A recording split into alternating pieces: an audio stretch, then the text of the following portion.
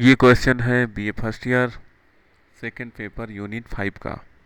इसमें बिस्मार्क की विदेश नीति का आलोचनात्मक मूल्यांकन कीजिए। 19वीं सदी के प्रारंभ में इटली अनेक छोटे छोटे राज्यों में विभक्त था। राज्यों की अधिकता और कानूनों की विभिन्नता प्रशासन में बाधा उत्पन्न कर रही थी। अतः इटली का एकीकरण आवश्यक हो गया था। प्रारंभ में इटली के एकीकरण में अनेक बाधाएं थीं। इटली में बाह्य शक्तियों का प्रभुत्व उसे एकता के सूत्र में बांधने में बाधक रहा। विभिन्न छोटे छोटे राज्य राष्ट्रीय चेतना के अभाव में एकत्र नहीं हो पा रहे थे। पोप की शक्तिशाली राजसत्ता के कारण भी राज्य को एकता के सूत्र में बांधना कठिन था। पोप के हाथ में सत्ता एकीकरण के मार्ग में प्रबल बाधा थी। विभिन्न बाधाओं के बावजूद इटली वासियों ने राष्ट्रीयता की भावना से कभी इनकार नहीं किया। सन 1815 से 1850 के बीच इटली के एकीकरण में लगातार प्रयास होते रहे।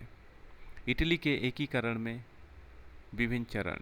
पहला, आंदोलन का आरंभ। विदेशी प्रभाव को समाप्त करने में इनका प्रमुख योगदान रहा। इटली में राष्ट्रवादी द्वारा स्थान स्थान पर समितियां स्थापित की गईं। इसका उद्देश्य था विदेशी शक्तियों को बाहर निकालना, वैधानिक स्वतंत्रता की स्थापना करना, इटली को एक संगठित राज्य बनाना। इसमें पीडमांट का विद्रोह और नेपल्स का विद्रोह प्रमुख था। उसने राष्ट्रवादी शक्तियों को भी अधिक प्रेरक बनाया। दूसरा, मैजनी का उदय।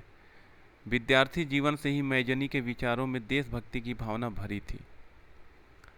उसे इटली की दुर्दशा को मिटाने की चाहत थी। 1830 की क्रांति में उसने कार्बोनरी दल में सदस्य के रूप में भाग लिया, किंतु कार्बोनरी दल के सदस्यता को त्याग कर वह तरुण इटली दल का सदस्य बन गया।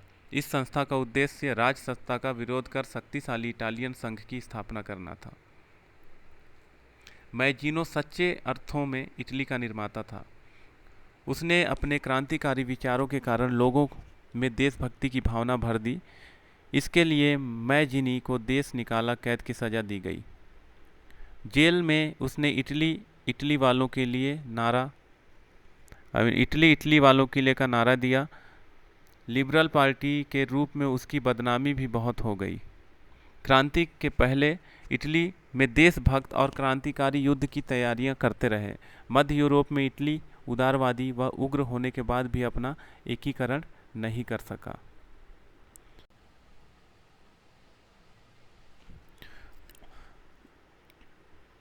इटली पर ऑस्ट्रिया का प्रभाव स्थापित हो जाने के कारण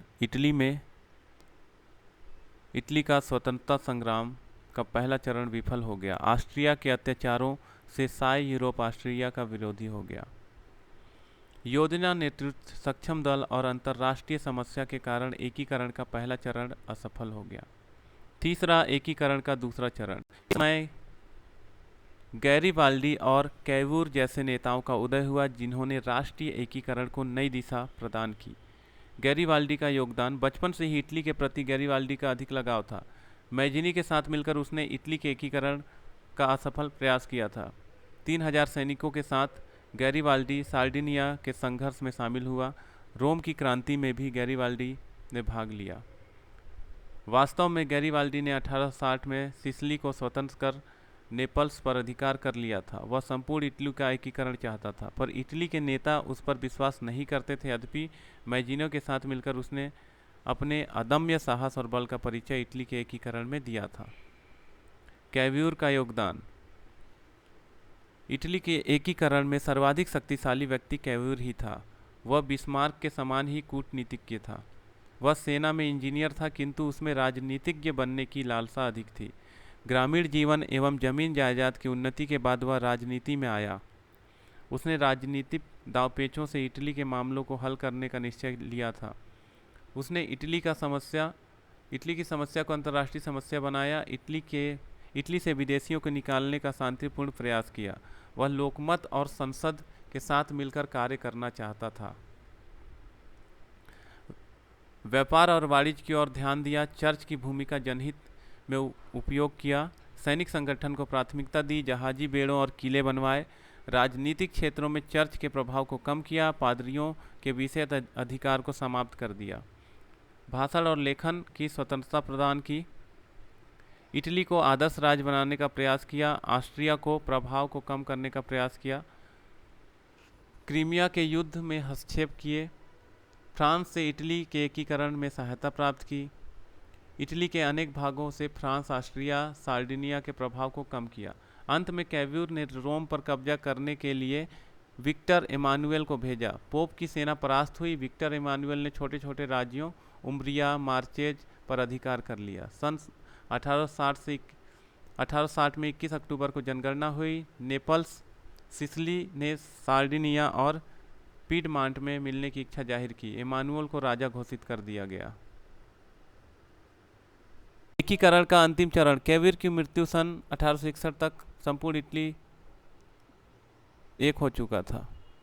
इटली का एक महान देशभक्त इटली का एकीकरण नहीं देख सका। इटली के एकीकरण के लिए मैजिनो और गैरीवाल्डी ने महत्वपूर्ण कार्य किए, किंतु कैव्यूर का योगदान सबसे बढ़कर था।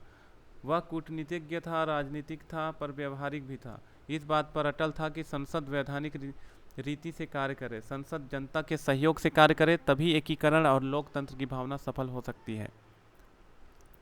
कैव्यूर ने इटली की समस्या को अंतर्राष्ट्रीय बनाया। क्रीमिया युद्ध, ऑस्ट्रिया का सम्मान, सार्डिनिया और पीडमांट को शक्तिशाली बनाना उसकी चतुर कूटनीति का परिणाम था। इटली का एकीकरण क्रांति और प्रतिक्रिया के बीच ही संपन्न हो सका। 1866 तक फिर भी रोम और वेसेनिया इटली से अलग ही रहे। विक्टर एमानुएल ने इन राज्यों को इटली में मिलाने का कार्य किया। 1866 की बिस्मार्क के साथ की गई संधि के अनुसार एक ओर प्रसा और दूसरी ओर ऑस्ट्रिया के सेडोवा के युद्ध में पराजय का मुंह देखना पड़ा। वेसेनिया, सार्डिनिया और पीडमांट इटली में मिला दिए गए। लगभग 1870 में इटली का एकीकरण का कार्य पूर्ण हुआ। इटली के एकीकरण में कैव्यूर का योगदान सदैव अविस्मरणीय रहेगा। उसके मन में कभी शांत न होने वाली देशभक्ति की भावना थी। इटली की असहाय जनता शक्ति और स्फूर्ति लेकर जीवित हो उठी। सारे बंधनों को तोड़ कैमूर के नेतृत्व में एक गौरवशाली राज्य संगठन का कार्य पूर्ण हुआ। इंग्लैंड की लोकसभा में भी इटली के संगठन एकीकरण के साथ कैव्यूर के योगदान की चर्चा लॉर्ड पॉम्स्टन ने की। यद्यपि विभिन्न राजनीतिक शक्तियों से इटली दबाया गया, किंतु धार्मिक नाकेबंदी ने भी एकीकरण के लिए अनेक बाधाएं उत्पन्न की। मैजिनी, गैरीवाल्डी के साथ कैव्यूर के योगदान को इटली के एकीकरण में भुलाया नहीं जा सकता। 19वीं सदी का इटली का एकीकरण यूरोप में नहीं विश्व इतिहास में एक चिरस्थायी घटना मानी जाती है। धन्य है वे देशभक्त जिन्होंने पोप की सत्ता के परे वहां राजनीतिक परिवर्तन कर इटली गणराज्य की स्थापना की। तो इस तरह से बीए फर्स्ट ईयर इतिहास सेकेंड पेपर का यूनिट 5 का यह क्वेश्चन कंप्लीट हुआ। बिस्मार्क की विदेश नीति का आलोचनात्मक मूल्यांकन कीजिए।